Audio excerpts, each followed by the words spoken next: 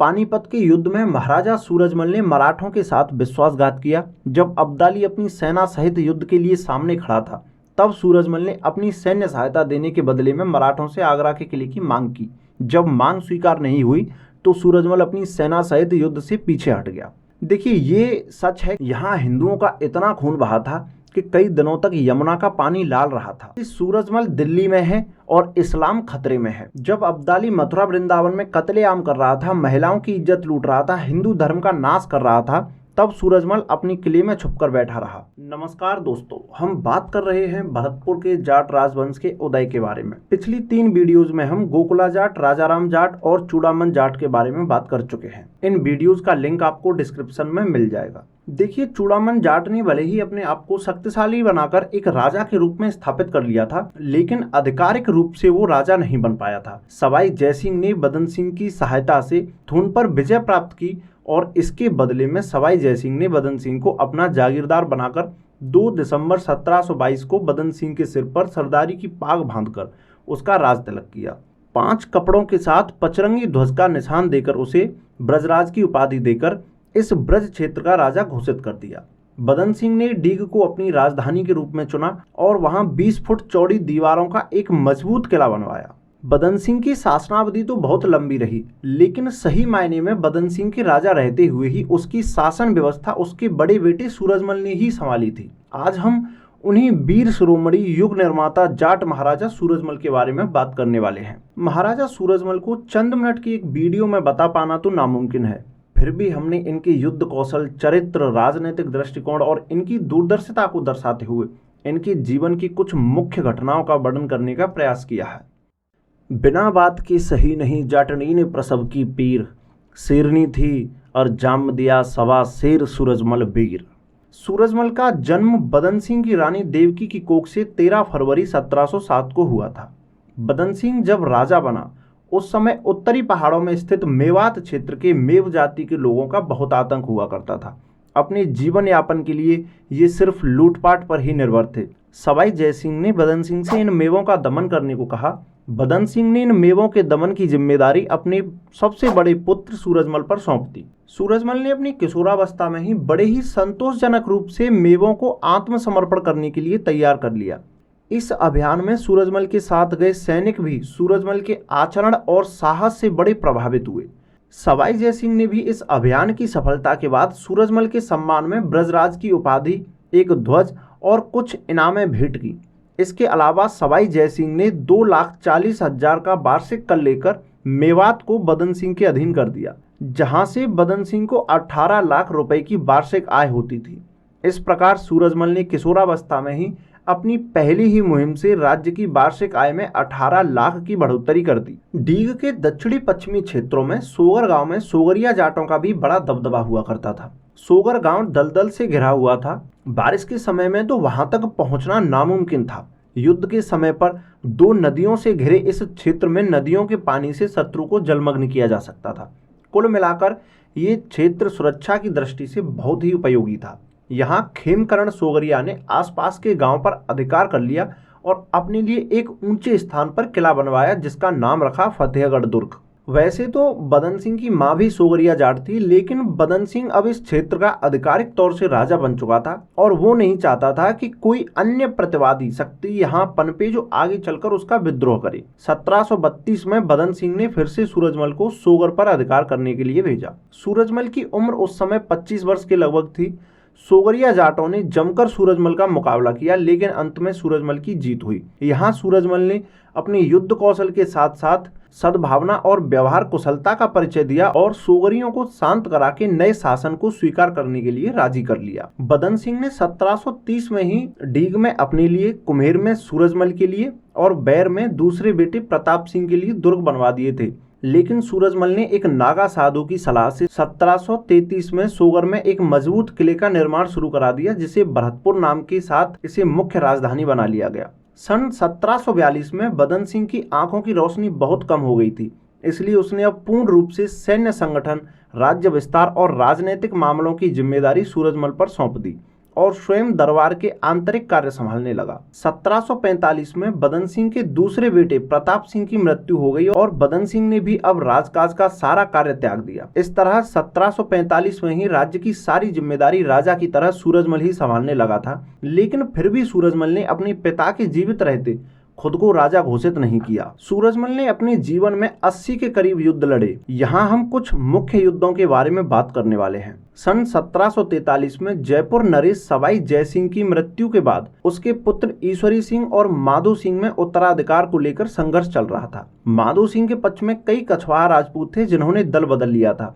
माधो सिंह मेवाड़ वालों का भांजा था, तो मेवाड़ की सेना भी माधो सिंह के साथ थी। बूंदी के शासक उम्मेद सिंह जो गद्दी के लिए संघर्ष कर रहे थे, वो भी इस युद्ध में माधो सिंह के पक्ष में थे। इसके अलावा रकम देकर भाड़े पर बुलाए गए अफगान, आदिवासी और मल्हारराव होलकर के नेतृत्व में मराठा सैनिक भी माधो सिंह की सेना में शामिल थे। इस युद्ध में एकमात्र जाट महाराजा सूरजमल अपनी 10,000 घुड़सवार, 2,000 बर्छेबाज और 2,000 पैदल सैनिकों के साथ ईश्वरी सिंह के पक्ष में खड़े थे। सन 1748 में लड़े गए इस युद्ध में सूरजमल ने ऐसी वीरता और युद्ध कौशल का प्रदर्शन किया कि मराठा, राठौड़, राजपूत और अफगानों के बीच सूरजमल का नाम लड़ाका वीर के रूप में प्रसिद्ध हो गया। महाराजा सूरजमल दोनों हाथों में तलवार रखते थे और एक साथ दोनों हाथों से 2 तलवार चलाने में पारंगत थे। इस युद्ध में सूरजमल ने अकेले अपनी तलवार से 60 से अधिक लोगों को मौत के घाट उतार दिया और 160 से अधिक लोगों को घायल कर दिया था। इधर 1748 में दिल्ली के बादशाह मोहम्मद शाह की मृत्यु हो जाती है। इस समय उसका पुत्र अहमद शाह पानीपत में था। अवध का नवाब सफदरजंग भी वहीं उसके साथ था। सफदरजंग ने वहीं अहमद शाह को नया बादशाह घोषित कर दिया और अहमद शाह ने सफदरजंग को अपना वजीर घोषित कर दिया। एक बार सफदरजंग और रोहिलों के बीच जंग छिड़ गई। सूरजमल ने सफदरजंग के इस अभियान में उसके कहने पर उसकी सहायता की और रोहिलों की राजधानी फर्रुखाबाद पर कब्जा कर लिया। जाटों का इतिहास चूड़ामन की नीतियों के कारण विश्वसनीय नहीं रहा था। वह मराठों की तरह धन के लालच में कभी एक पक्ष का विश्वास पात्र नहीं रह पाया था। जाटों के इसी इतिहास को देखते हुए रोहिलों ने दूत भेजकर बहुत से धन का लालच देकर सूरजमल से मित्रता करने का प्रयास किया, लेकिन सूरजमल की नीति चूड़ामन से बिल्कुल अलग थी। उसने रोहिलों के दूत से कहकर कि मैं सफदरजंग को वचन दे चुका हूं, दूत को वापस भेज दिया। इस तरह सूरजमल ने अपने आप को अपने समकालीन राजाओं और पदाधिकारियों के समक्ष एक विश्वसनीय और भरोसेमंद शासक के रूप में स्थापित कर लिया। 20 जून 1749 में जोधपुर के महाराजा अभय सिंह की मृत्यु के उत्तराधिकार को लेकर अभय सिंह के भाई बख्त सिंह और अभय सिंह के पुत्र राम सिंह के मध्य युद्ध की स्थिति उत्पन्न हो गई। इसमें मुगल बादशाह ने बख्त सिंह का साथ देने के लिए अपने मीर बख्शी सलावत जंग के नेतृत्व में 18,000 सैनिक भेजे। मीर बख्शी ने सोचा इतनी सेना साथ है तो लगे हाथ आगरा मथुरा पर धावा बोलकर उन सूबों को भी वापस छीन लूं जो हाल ही में जाटों ने मुगलों से हत्या लिए थे। मीर बख्शी ने नीमराना के दुर्ग पर कब्जा कर लिया। महाराजा सूरजमल ने वार्ता करने के लिए मीर बख्शी के पास अपना दूत भेजा, लेकिन मीर बख्शी ने दूत से कोई बात नहीं की। मीर बख्शी नीमराना पर कब्जा करने के बाद सराय पहुंचा। यहाँ सूरजमल ने अपने 6,000 द्रुतगामी घुड़सवारों के साथ मीर बख्शी पर हमला कर दिया। मीर बख्शी ने दिल्ली से सैन्य सहायता मंगवाई, लेकिन दिल्ली से आने वाली सेना को मार्ग में रोककर जाट बंदूकचियों ने उन पर इतनी गोलियां बरसाई कि लाशों के ढेर लग गए। इधर मीर बख्शी की सेना में भी जाटों द्वारा मुगलों की बड़ी संख्या में सैनिक मारे गए। अब उल्टा मीर बख्शी सलावत खान ने अपनी जान बचाने के लिए सूरजमल के पास संधि प्रस्ताव भेजा। महाराजा सूरजमल ने इस संधि प्रस्ताव को कुछ शर्तें रखकर स्वीकार किया था, जिसमें से पहली शर्त थी कि बादशाह पीपल के वृक्षों को ना कटवाने का वचन दे। दूसरी शर्त थी कि पीपल वृक्ष की पूजा में कोई बाधा नहीं डालेगा। बादशाह की सरकार ब्रज क्षेत्र के हिंदू मंदिरों का अपमान नहीं करेगी और उन्हें किसी प्रकार का नुकसान नहीं पहुंचाएगी। मीर बख्शी नारनौल से आगे नहीं बढ़ेगा। यह दर्शाता है कि महाराजा सूरजमल अपने धर्म के प्रति कितने निष्ठावान थे। जाटों की इस सफलता ने अब समूचे ब्रजमंडल में भरतपुर को उच्च स्तर की मान्यता देने का और सूरजमल और उसके सैनिकों का आत्मविश्वास बढ़ाने का काम किया। सन 1751 में सफदरजंग ने फिर रोहिलों के खिलाफ जंग शुरू कर दी। इसमें मराठा और सूरजमल ने मिलकर रोहिलों के प्रदेश को पूरी तरह से तहस नहस कर दिया। इन सहयोगों के चलते सफदरजंग और सूरजमल की मित्रता बहुत गहरी हो गई। सफदरजंग ने मुगल बादशाह से सूरजमल को 3,000 जात और 2,000 घुड़सवारों का मनसब देने, उसके पुत्र रतन सिंह को राव की उपाधि देने, दूसरे पुत्र जवाहर सिंह को मनसब में बढ़ोतरी करने, बदन सिंह को महेंद्र की उपाधि देने और सूरजमल को राजेंद्र की उपाधि देकर कुमार बहादुर बनाए जाने की सिफारिश की, जिसे बादशाह ने तत्काल ही स्वीकार कर लिया। बादशाह द्वारा आयोजित किए गए भव्य समारोहों में बदन सिंह और सूरजमल ने इन उपाधियों को धारण किया। मार्च 1753 में बादशाह ने सफदरजंग को वजीर पद से हटा दिया। सफदरजंग ने नाराज होकर बादशाह का विरोध कर दिया और उसने अपनी सेना लेकर दिल्ली के लाल किले को घेर लिया। सफदरजंग ने अपने मित्र सूरजमल को अपनी सहायता के लिए बुलाया।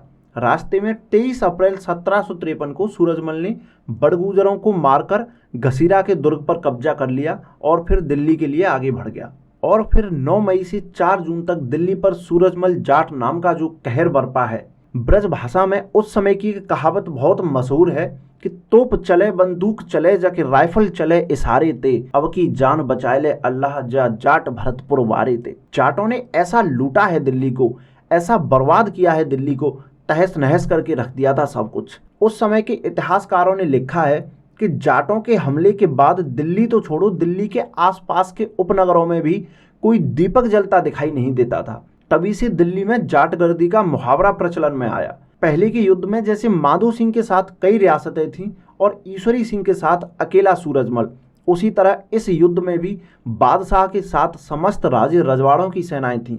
इधर सफदरजंग के साथ अकेला जाट सूरजमल, उसमें भी सूरजमल के आने से पहले ही सफदरजंग के 23,000 सैनिक उसे धोखा देकर बादशाह की तरफ चले गए। लेकिन सूरजमल फिर भी वापस नहीं लौटा, क्योंकि सूरजमल सफदरजंग के नहीं बल्कि अपने बलबूते पर दिल्ली चढ़ने आया था। इस युद्ध में बादशाह के पास 1,50,000 के लगभग सेना थी और सूरजमल के पास सफदरजंग की सेना के अलावा अपने 15,000 घुड़सवार और कुछ पैदल सैनिक। सूरजमल के सेनापति राजेंद्र गिरी गोसाई एक साधु थे और उनके साथ इस सेना में नागा साधुओं की एक बहुत बड़ी संख्या थी। दिल्ली के बादशाह अहमद शाह ने उस समय एक नारा दिया था कि सूरजमल दिल्ली में है और इस्लाम खतरे में है। इसी नारे को लगाकर उसने कई मुस्लिम रियासतों को भी अपने साथ कर लिया था। बादशाह ने सूरजमल को सफदरजंग का साथ छोड़कर अपने पक्ष में लेने के लिए कई प्रलोभन दिए, धमकियां दी, लेकिन सूरजमल अपने मित्र के प्रति वचनबद्ध रहा। उसने बादशाह के सभी प्रस्तावों को लात मार दी।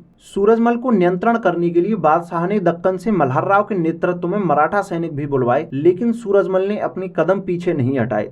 दिल्ली पर जाटों के इस हमले के बारे में डिटेल में एक अलग से वीडियो बना दूंगा, नहीं तो ये वीडियो बहुत लंबी हो जाएगी। कुल मिलाकर महीनों दिल्ली ने जाटों का कहर देखा, जिसे इतिहासकार दिल्ली की लूट कहते हैं। सच में ये लूट नहीं थी, ये प्रतिशोध था हिंदू धर्म पर सदियों से किए गए आघात का। ये बदला था धर्म के नाम पर मुगलों द्वारा मार दिए गए वीर जाटों की शहादत का। मुस्लिम अमीरों और धनाढ्य सेठों की उन सभी इमारतों को ध्वस्त कर दिया गया जो किसानों की खून पसीने की कमाई से तरह तरह के अवैध करों के बहाने से लूटकर बनवाई गई थी। जाटों के इस रोष और जोश के सामने अंत में दिल्ली ने घुटने टेक दिए। बादशाह ने हार मानकर सफदरजंग के पास संधि प्रस्ताव भेजा। फिर जयपुर के महाराजा माधो सिंह ने भी दिल्ली पहुंचकर सूरजमल से युद्ध रोकने के लिए वार्ता की। यहाँ सूरजमल ने युद्ध रोकने के लिए शर्तें रखी कि सफदरजंग को फिर से वजीर बनाया जाए और इलाहाबाद और अवध के सूबे उसे वापस दे दिए जाएं। बादशाह ने सूरजमल की सभी शर्तों को स्वीकार कर लिया, तब जाकर ये युद्ध बंद हुआ। यहाँ से महाराजा सूरजमल को जो अपार धन प्राप्त हुआ, उसे सूरजमल ने जनहित में एवं निर्माण कार्यों में खर्च किया। दिल्ली विजय के बाद महाराजा सूरजमल ने गोवर्धन जाकर श्री गिरिराज महाराज की पूजा की और मानसी गंगा पर दीपोत्सव मनाया। मराठे भी निरंतर अपनी शक्ति का विस्तार करने में लगे थे। सूरजमल को मुगलों के साथ साथ मराठों से भी अपने राज्य की रक्षा करनी थी। मल्हारराव होलकर का पुत्र खांडेराव अपनी सेना लेकर जयपुर जा पहुंचा। वहां जयपुर के राजा माधो सिंह से कर लेकर वो भरतपुर की ओर बढ़ा।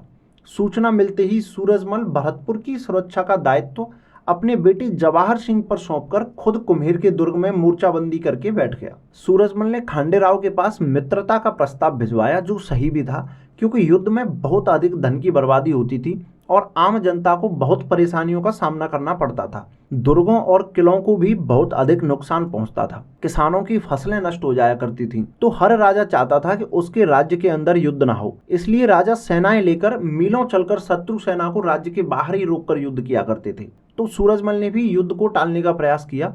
सूरजमल ने युद्ध रोकने के एवज में खांडेराव को 40 लाख रुपए देने का भी प्रस्ताव रखा, लेकिन मराठों को सूरजमल पर वो धन दिख रहा था जो वो दिल्ली से लेकर आया था। मल्हारराव होलकर इस समय दिल्ली में था। उसने वहां से कहलवाया कि यदि युद्ध नहीं चाहते हो तो 2 करोड़ से अधिक रुपए देने होंगे। इसके जवाब में सूरजमल ने मराठों के सेनापति रघुनाथ राव के पास तोप के 5 गोले और थोड़ा बारूद भिजवा दिया, जिसका सीधा अर्थ था युद्ध का निमंत्रण।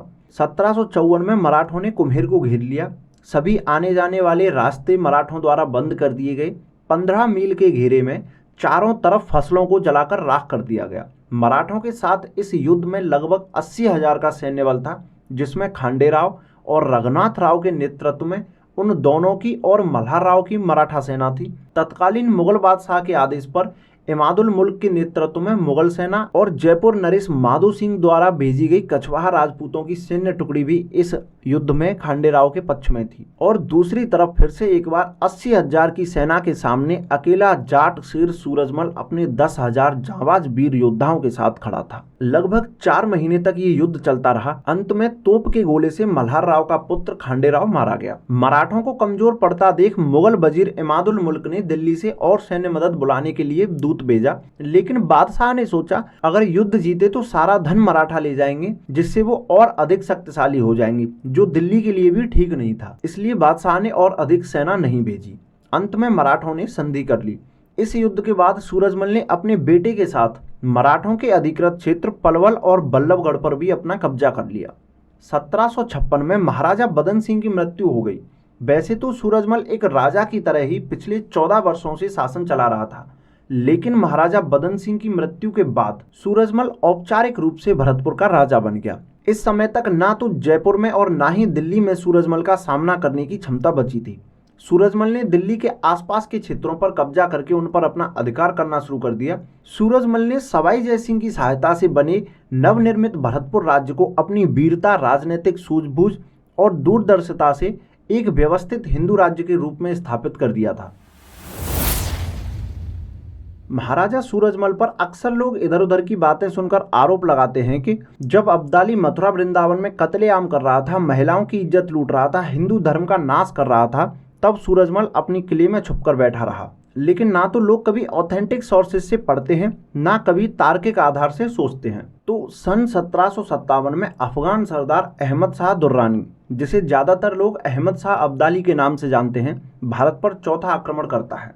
जब दिल्ली की जनता को पता चलता है कि अब्दाली दिल्ली पर आक्रमण करने आ रहा है, तो जनता को भी इस समय मुगल दरबार के हालात पता थे कि बादशाह अपनी रक्षा कर ले वही बहुत है, हमारी रक्षा तो वो बाद में करेगा।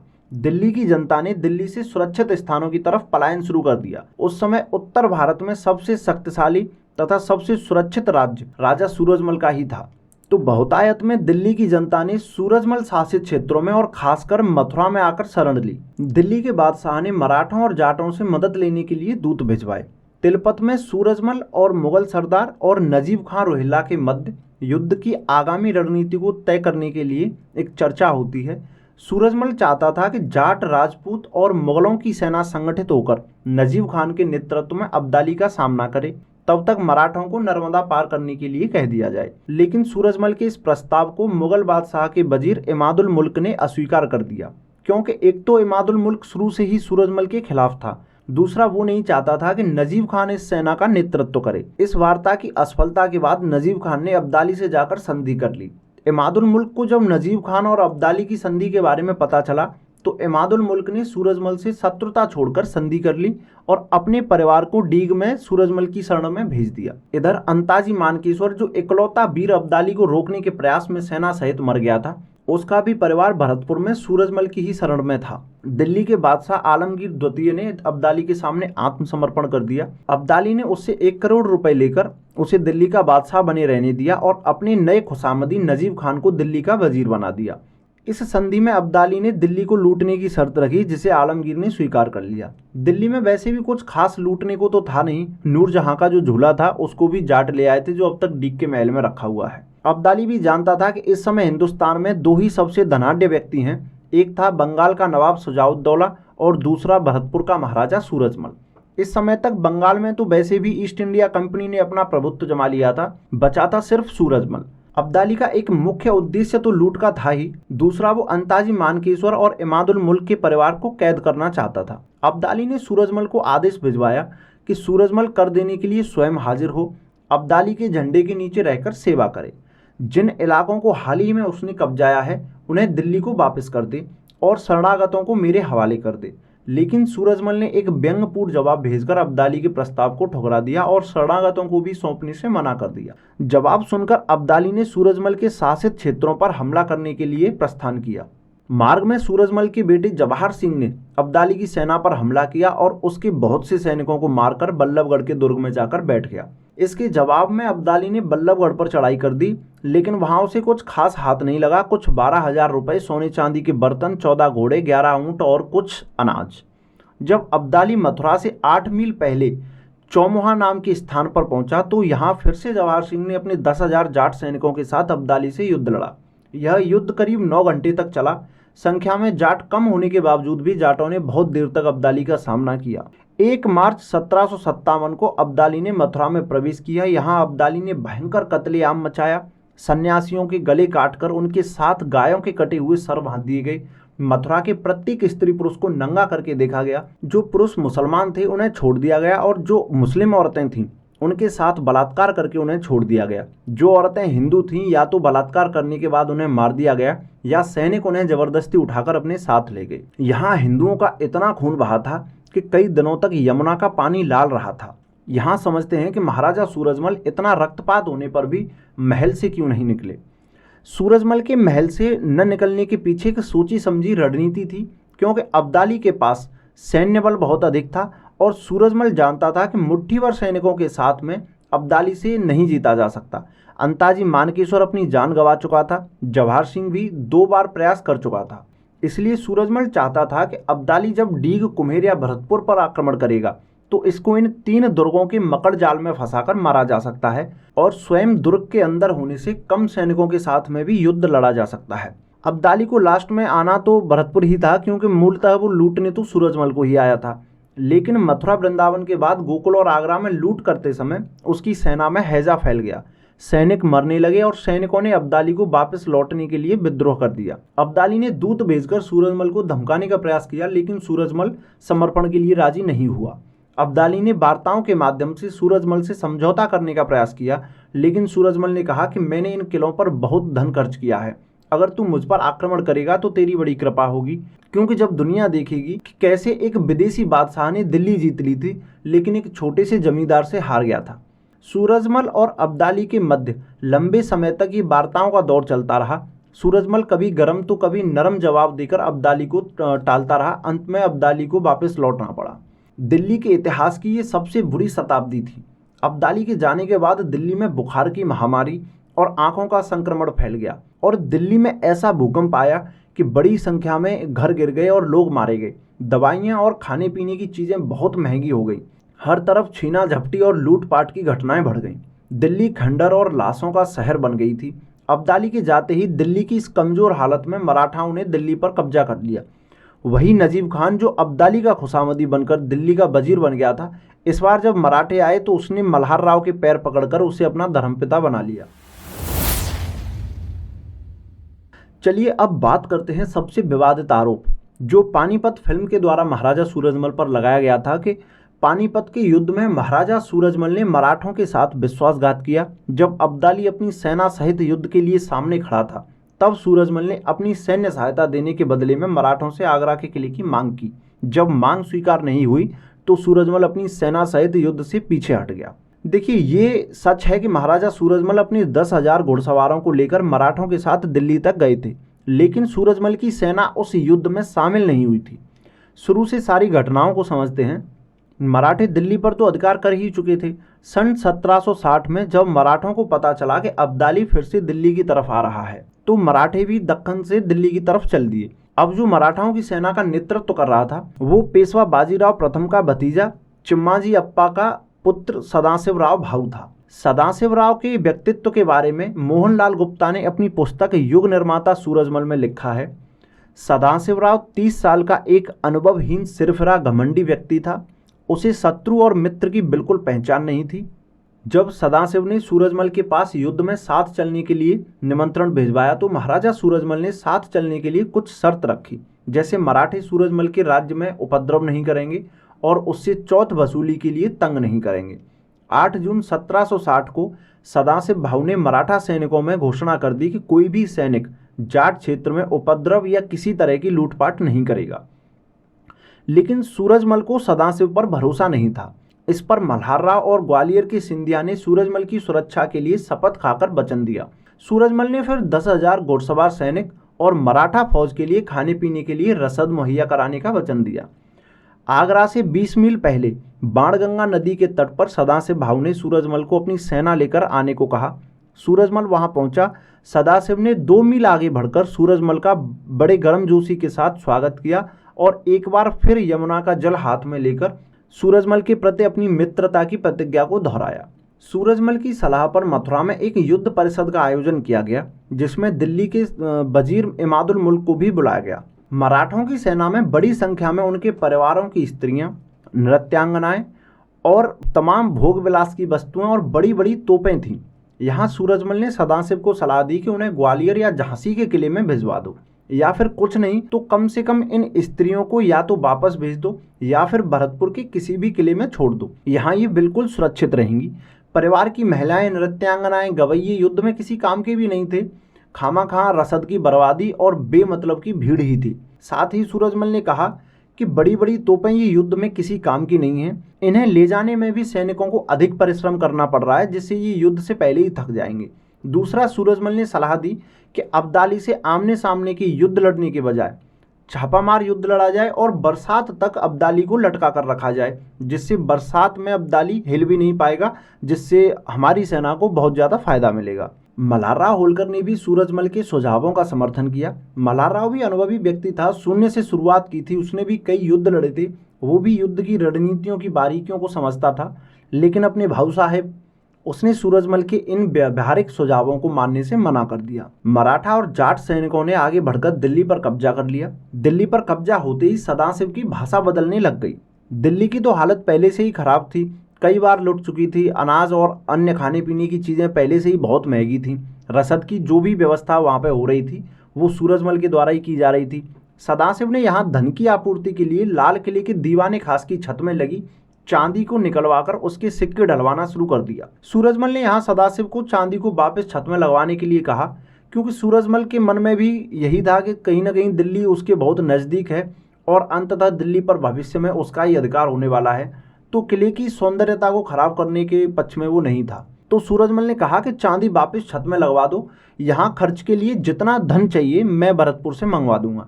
लेकिन सदाशिव राव नहीं माना।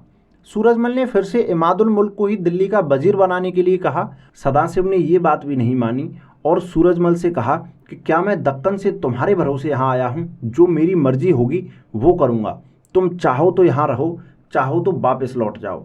अब्दाली से निपटने के बाद मैं तुमसे भी निपट लूँगा। इमादुल सादात के लेखक का कथन है कि भाऊ ने सूरजमल से यहाँ 2 करोड़ रुपए और मांगे थे और सूरजमल को संदेहजनक पहरे में रखा था। सूरजमल की सुरक्षा की जिम्मेदारी मल्हार राव और सिंधिया ने ली थी। अब मल्हार राव और सिंधिया को लगा कि यहाँ सूरजमल सुरक्षित नहीं है, तो इन लोगों ने सूरजमल के सलाहकार रूपराम कटारिया से कहा कि जैसे भी हो सके सूरजमल को यहाँ से ले जाओ। इस प्रकार सूरजमल पानीपत के युद्ध से पहले ही अपनी सेना सहित बल्लभगढ़ के लिए निकल गया। एक बार फिर अब्दाली के दिल्ली के नजदीक आते ही दिल्ली, आगरा, मथुरा की जनता ने भरतपुर की तरफ पलायन करना शुरू कर दिया। सूरजमल ने भरतपुर की शरण में आ रहे शरणार्थियों के लिए राज्य के दरवाजे खोल दिए। इस युद्ध में मराठे बहुत बहादुरी से युद्ध लड़ते हैं, लेकिन बुरी तरह से हार जाते हैं। यहाँ से मराठों की स्त्रियां, बच्चे और बचे हुए सैनिक जान बचाकर भाग निकले। मराठों ने हमेशा से युद्धों में उत्तर भारत की आम जनता को बहुत परेशान किया था। मैंने बताया था कि जब कुम्हेर पर मराठों ने आक्रमण किया था तो किसानों की फसलें जला दी थी। जब मराठे पानीपत से भागे तो किसानों ने भी इनकी संपत्ति तो लूटी ही थी, इनके कपड़े भी उतरवा लिए थे। भूखे थके हारे निर्वस्त्र मराठाओं ने जैसे तैसे सूरजमल के राज्य में प्रवेश किया। महारानी किशोरी देवी ने जनता से आग्रह किया कि वो मराठों के साथ लूटपाट ना करें। सूरजमल ने इनकी रक्षा के लिए सेना भेजी, घायलों का इलाज करवाया और इनके भोजन और वस्त्रों की व्यवस्था की। जदुनाथ सरकार ने मराठा शरणार्थियों की संख्या 50,000 तो फादर वेंदेल ने इनकी संख्या 1 लाख बताई है। सभी मराठाओं का महारानी किशोरी देवी ने मां की तरह ख्याल रखा, इनके लिए अपने भंडार खोल दिए। महीनों तक मराठाओं को सूरजमल ने अपने राज्य में सनड़ दी, बिना इस बात की परवाह किए कि अब्दाली भरतपुर पर पहले ही नजर जमाए हुए है। उसके शत्रुओं को शरण देने से वो और नाराज होकर भरतपुर पर हमला कर सकता है। यहाँ से महाराजा सूरजमल ने ब्राह्मणों को दूध, पेड़े और मिठाइयाँ और प्रत्येक मराठा सैनिक को 1 रुपया, 1 वस्त्र और 1 सेर अनाज देकर विदा किया था।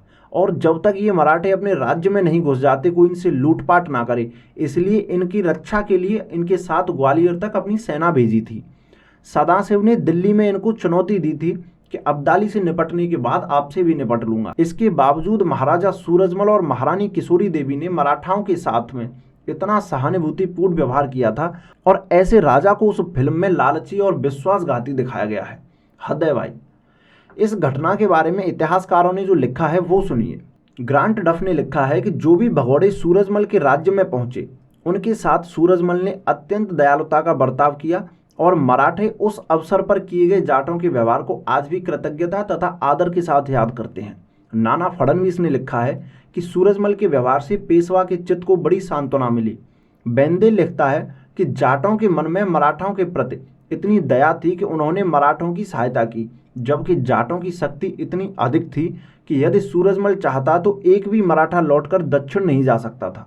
और उस फिल्म में जिस आगरा के किले के लालच के लिए सूरजमल को विश्वासघाती दिखाया गया है, 12 जून 1761 को सूरजमल ने आगरा में प्रवेश करके उस किले पर अधिकार कर लिया था। आगरा के बाद सूरजमल ने फतेहपुर सीकरी सहित दिल्ली के आसपास के समस्त दिल्ली के अधीनस्थ इलाकों पर अपना अधिकार कर लिया। अब दिल्ली की बारी थी। इस समय दिल्ली की सुरक्षा तत्कालीन बादशाह शाह आलम द्वितीय के मुख्तार खास रोहिल्ला सरदार नजीबुद्दौला पर थी।